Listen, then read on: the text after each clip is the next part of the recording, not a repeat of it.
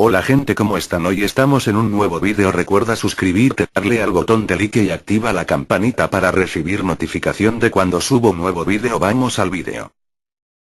Hoy les presentamos Top 7 los 7 hospitales abandonados más terroríficos del mundo. Número 7. Abrimos las puertas al puesto 7. Al Hospital Severage, ubicado en Inglaterra. En 1913 se construyó en un sector aislado de Inglaterra. La construcción estaba formada por edificios que se unían entre sí a través de largos corredores, distribución clásica de la época. Separados por géneros, más de 2000 personas vivieron en dicho recinto, en donde los psiquiatras eran libres de experimentar con los pacientes. Algunas de las prácticas que realizaron los doctores, las que no son legales hoy, fueron la terapia electroconvulsiva ECT y el uso de lobotomía frontal, provocando daños irreversibles en los pacientes. Según denunció el libro La locura en su lugar, narrativas del Hospital Severage, la profesora Dina Higgins manifestó que muchas mujeres fueron encerradas en el lugar por su propia familia, a veces como resultado de tener hijos ilegítimos o porque habían sido violadas. Tanto esas mujeres como otras personas que tampoco padecían de patologías psiquiátricas fueron sometidas a experimentos de los médicos. Finalmente fue cerrado en 1997 luego que fallecieran los últimos pacientes que quedaban. En la actualidad el lugar se convirtió en un gran atractivo para fotógrafos y artistas. Personas dicen que hay fantasmas y se escuchan gritos de las víctimas que fueron grandemente torturadas en este hospital. Número 6. Hospital St. Mary's era uno de los más grandes hospitales del país. Casi tan pronto como se inauguró en 1910 fue usado por el ejército en la Primera Guerra Mundial y luego se convirtió en un sanatorio para enfermos de tuberculosis. Tras la gran demanda de enfermos psiquiátricos, el centro médico incorporó la atención psiquiátrica en 1930. Los pacientes quienes eran aislados eran calificadas como personas locas por el estado expresado por las mismas, siendo destinadas a ser encerradas hasta sanarse. La desesperación de algunos internos era de salir de ahí. La desesperación era enorme, afirmaban estar cuerdos. Quedó plasmado en las paredes rasguñadas en el recinto. El lugar, que cuenta con una capilla, aún permanece intacto tras su cierre debido a su ubicación alejada del centro de la ciudad. Eso sí, existen mitos sobre apariciones fantasmales durante el día y la noche. Tiene una gran actividad paranormal. Número 5. Hospital Estatal de Filadelfia, ubicado también en Pensilvania. El Hospital Psiquiátrico de Filadelfia en Beverly, fundado en 1907, fue utilizado por más de 7000 pacientes a mediados del año pasado. El centro médico fue cerrado luego que varias investigaciones comprobaran el maltrato de pacientes y personal, la falta de espacio y algunas prácticas poco éticas cometidas contra los usuarios. Entre 1945 y 1946, más de 36 fotografías secretas tomadas por Charles Lord revelaron una escalofriante realidad dentro del hospital. Docenas de personas amontonadas en los pasillos junto a su excremento, pacientes amarrados a la cama, estado de insalubridad y maltratos. Estas fotografías llegaron a publicarse provocando un escándalo a nivel nacional. A pesar de las constantes pruebas de maltrato, el hospital continuó funcionando hasta 1990. Luego de su cierre, cientos de personas se enteraron sobre el edificio abandonado, convirtiéndolo en escenario de distintos programas de televisión sobre situaciones paranormales. Número 4. Hospital Psiquiátrico de Aredale. Lunático fue un término muy usado en otros tiempos para referirse a los enfermos mentales, antes de que existieran categorías diagnósticas con un genuino criterio científico. La idea subyacente en este contexto procede de los antiguos filósofos naturalistas griegos, quienes creían que las fases de la luna podían afectar las conductas de ciertos individuos susceptibles. Fue así como en el mundo angloparlante surgieron los llamados lunatic asylums, las instituciones que evolucionaron hasta convertirse en los conocidos hospitales psiquiátricos de la actualidad. Muchas historias de horror gótico hacen referencia a esas instituciones de sufrimiento y exclusión. En Australia, durante el siglo XIX, fueron construidos 3 de ellos para albergar a la población de enfermos mentales de la ciudad de Victoria, separada en 1851 del resto de la colonia. De esta manera surgió el asilo para lunáticos Aradale, en Ararat, una localidad rural.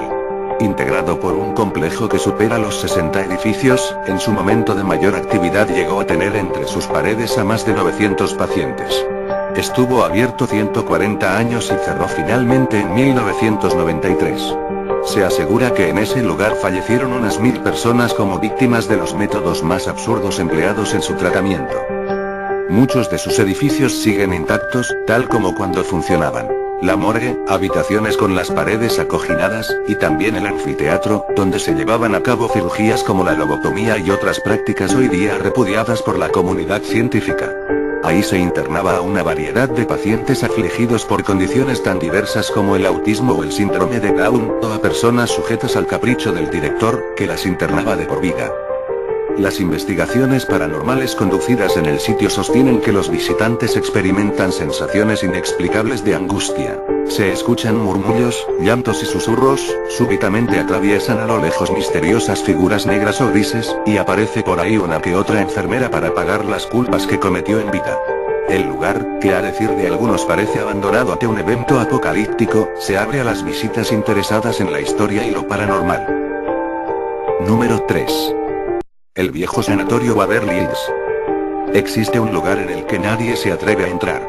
Un lugar cuya historia quedó marcada por la tragedia y que ahora parece seguir cobijando pacientes, a pesar de llevar abandonado más de 2 décadas. Un tenebroso edificio escondido en las montañas de Louisville es el escenario de extrañas apariciones, luces que se prolongan en los angostos pasajes del viejo hospital de historias de suicidios y extraños experimentos durante su época operativa. Propongo que recorramos juntos los oscuros corredores y propongo que juntos conozcamos qué hay de realidad y qué hay de leyenda en la historia del viejo Waverly Hills. Waverly Hills siempre fue un edificio oscuro. Se construyó en 1900, cuando tras una horrible epidemia de tuberculosis conocida como la plaga blanca una gran parte de la población queda infectada. El sanatorio abrió sus puertas en 1926 y fue considerado, sin duda, el más avanzado del lugar. Aún así, el tratamiento y la medicina quedaban bastante atrás en aquella época, por lo que algunos pacientes con nula esperanza de cura fallecían en aquel frío edificio situado entre las verdes colinas de Luisiana. La tuberculosis se cobró 60.000 vidas, a una media de persona por hora. Pero la finalidad del viejo Waverly no se quedaba en curar a los enfermos de tuberculosis, ya que además se buscaban curas más eficientes, llevándose a cabo ciertos experimentos, más de una barbarie, con los más cercanos a la muerte.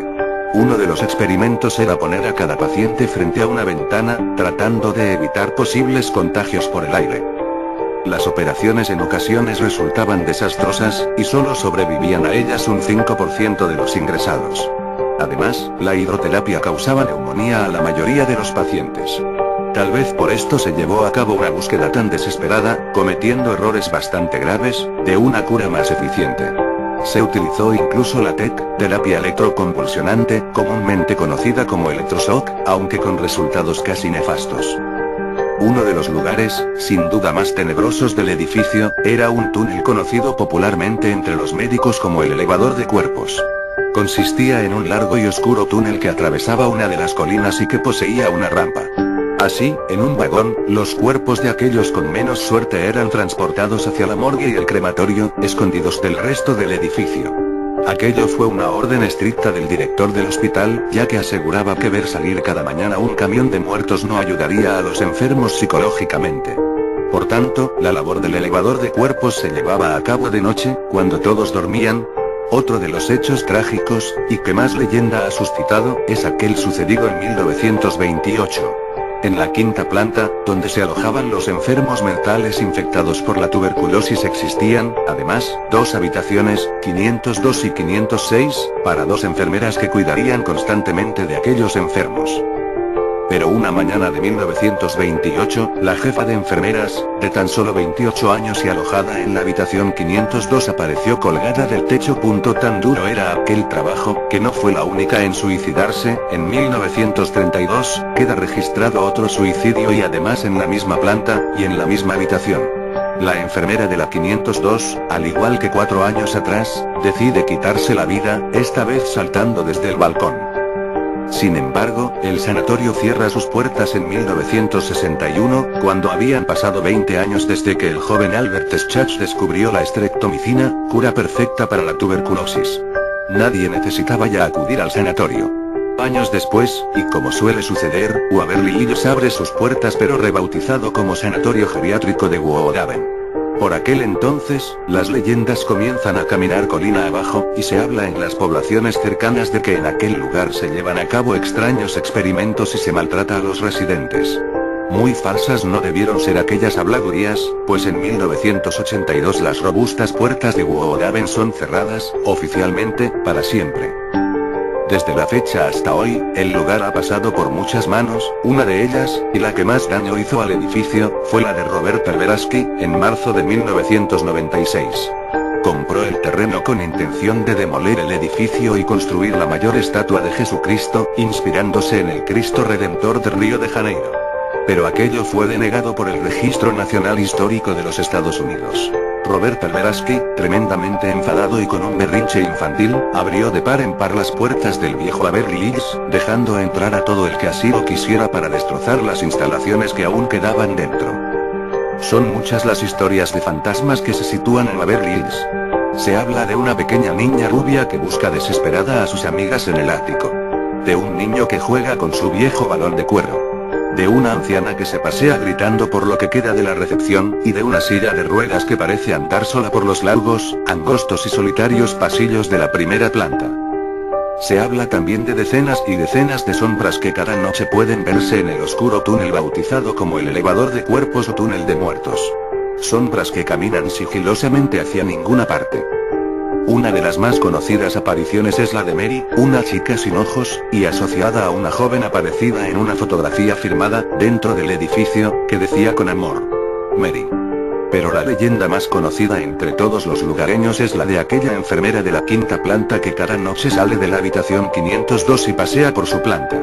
Además, se habla de ruidos, voces, extrañas toses y luces, luminarias en mitad de la noche, que hacen parecer que el edificio sigue albergando pacientes.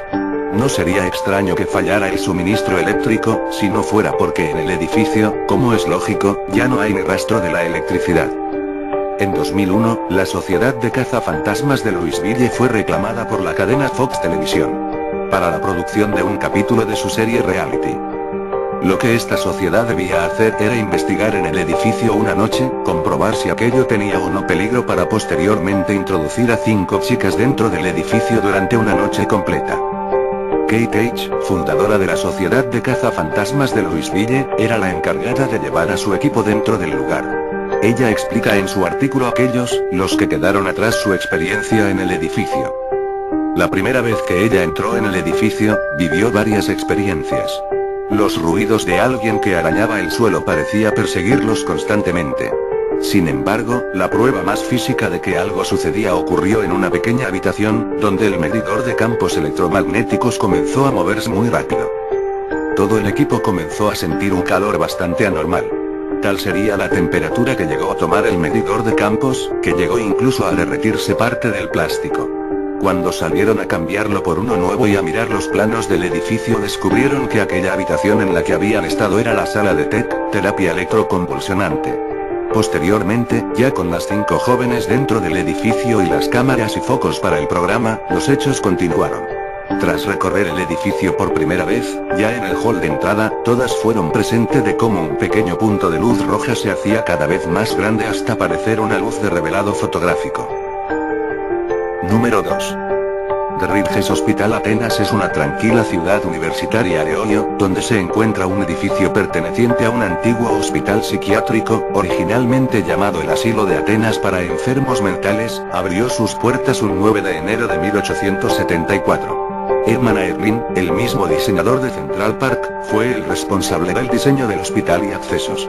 Constaba de grandiosos edificios rodeados de jardines con majestuosos parques, estanques y fuentes. Hoy conocido como The Ridges, ha capturado la atención de muchos por los sucesos paranormales que le rodean. Contaba con 544 habitaciones para los pacientes, que no eran únicamente enfermos mentales, también se atendían personas afectadas de tuberculosis, veteranos de la guerra civil, y niños. En su inicio albergó alrededor de 200, y para el año 1900 eran casi 2000 pacientes, lo cual disminuyó la calidad del servicio. El asilo ganó tiempo después muy mala fama por los inhumanos tratos a los pacientes, que eran sumergidos en agua helada durante largos periodos de tiempo, se les administraban descargas eléctricas, les practicaban lobotomías con enormes jeringas gigantes insertadas por los lagrimales hasta llegar al cerebro. Los pacientes terminaban con el cráneo abierto y sus vías neuronales separadas a la mitad del cerebro. Se sabe de historias horrorosas, como pacientes que tallaron mensajes en los marcos de las ventanas, y la desaparición de una paciente llamada Margaret Schilling. El 1 de diciembre de 1978, encontraron su cuerpo el 12 de enero de 1979 en el piso superior del abandonado pabellón N20. Se dice que murió a causa de un ataque cardíaco, pero la parte extraña del relato está en que los enfermeros encontraron su ropa perfectamente doblada al lado de su cuerpo, y al momento de moverlo, su silueta quedó marcada en el suelo, con una mancha tan profunda que estaba incrustada en la piedra, la cual se puede ver hoy en día, pues ningún procedimiento de los aplicados fue efectivo para borrar la marca. Los científicos afirman que cuando se muere el cuerpo se derrumba sobre el suelo, especialmente en un lugar soleado, el cuerpo se descompone y los fluidos pueden escaparse e incrustarse en la tierra. Por tanto, es posible que algunos compuestos químicos del interior del cuerpo se filtraran en el suelo. Pero muchos saben que esa mancha permanece ahí como muestra de la horrible muerte de Margaret, que no permite que su alma descanse en paz y la mantiene vagando por el lugar. Pues 3 años después de su muerte, una estudiante siguió una silueta hasta la habitación maldita sin poder ver a nadie, pero una noche la estudiante se despertó para encontrarse cara a cara con la silueta de Margaret. La chica, llena de terror, no habló por días y al cabo de una semana la encontraron muerta en su habitación. La chica se había suicidado. La habitación hoy permanece prácticamente sellada, evitando el paso de cualquiera, no sea que corran la misma suerte de la estudiante curiosa. Número 1. Cerramos las puertas con el hospital abandonado más terrorífico. Espero lo disfrutes. A Castañeda. Antiguo manicomio. El Manicomio General de la Castañeda fue instituido en el año de 1910 con la doble función de hospital y asilo para la atención psiquiátrica de enfermos mentales de ambos sexos, de cualquier edad, nacionalidad y religión. Un objetivo secundario fue proporcionar enseñanza médica mediante la participación de las clínicas de psiquiatría en sus pabellones. ¿Quiénes eran los ciudadanos que llegaban a esa institución? Este moderno hospital estuvo poblado de niños, delincuentes, ancianos, alcohólicos, drogadictos y prostitutas. De acuerdo con el reglamento de 1913, los enfermos estuvieron distribuidos en las siguientes secciones. El pabellón de las distinguidos recibió a pensionistas de primera clase, sin distinción de padecimientos. El pabellón de observación era destinado a indigentes y pensionistas de segunda y tercera clase, que permanecían el tiempo necesario para su clasificación. Una sección especial se reservaba a los toxicómanos. El pabellón de peligrosos albergó a los asilados violentos, impulsivos o agitados. También resguardaba a los presos cuya seguridad no podía garantizar. Además existían los pabellones de epilépticos, de imbéciles y de infecciosos. En esta última sala fueron canalizadas las prostitutas. Tal parece que el manicomio de los años revolucionarios de México albergó a los homosexuales, enfermos venéreos y todos aquellos que postergaban la razón en aras a las demandas de la pasión. González, 1995, 64-65. Las autoridades definieron la locura como una enfermedad que distorsionaba el funcionamiento de la mente. Quienes la padecían manifestaban incoherencia en el lenguaje y desequilibrio moral expresado en los desórdenes físicos del cuerpo. Un caso es el de Sara Santos, detenida en la calle de Mesones, en 1910. Mujer de 18 años de edad, mexicana, detenida por vestir de rojo y medias acanaladas negras, blusa de satín blanco, desgarrado por el frente, dando un espectáculo inmoral pues se asomaban los pechos.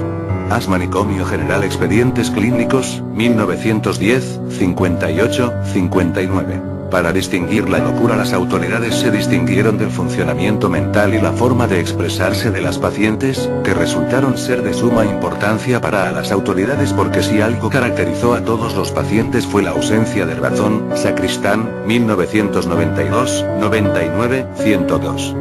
Los médicos, en su intento de discernir la locura, observaban ya no la mente de la acusada, sino su aspecto externo, como ocurrió en el caso de Serafina de la Peña, prostituta de 25 años de edad, acusada de escupir a 2 agentes en la cara en el año de 1919, quien murió de infección intestinal. La paciente presentaba los siguientes síntomas: ojos caídos, el color de pálido, falta de apetito y del dormir, carácter violento y asocial. El diagnóstico: locura. Los encargados de la salud mental tenían, en principio, la intención de ayudar a aquellas mujeres que necesitaran comprensión, apoyo, y quizás, asesoramiento. Esta actitud, válida y humana aunque paternalista, encontró escollos con demasiada frecuencia. con frecuencia nos damos cuenta de que a lo que podía hacerse a favor de una paciente se oponía un poderoso sistema, el cual generaba precisamente los problemas que trataba de solucionar, un sistema que engendraba enfermos mentales de la misma manera en que los prisioneros engendraban la delincuencia y el crimen. Hay hechos que no pueden ser ignorados. El estigma y la discriminación que pesaban sobre las que hubieran sido catalogadas como prostitutas y además como enfermas mentales, la debilidad provocada por los fármacos que se administraban, la falta de apoyo de la sociedad, el poco deseo de buscar ayuda profesional, la controversia constante a propósito de la efectividad del personal médico y administrativo, la negación de los derechos y de los pacientes contribuyeron a empeorar la salud de las pacientes. Debido a las pésimas condiciones en que se encontraban las internas en la Castañeda, el gobierno de Gustavo Díaz Ordaz decidió, en 1967, inaugurar granjas hospitales ubicadas en las afueras de la ciudad, a donde fueron trasladados los 5.000 habitantes del antiguo manicomio. Bueno gente, si te ha gustado el vídeo dale un buen like, suscríbete y comparte mi vídeo para que más personas lo vean. Recuerda activar la campanita para recibir notificaciones de cuando subo vídeo. Se despide de Black Game Player, hasta el próximo vídeo.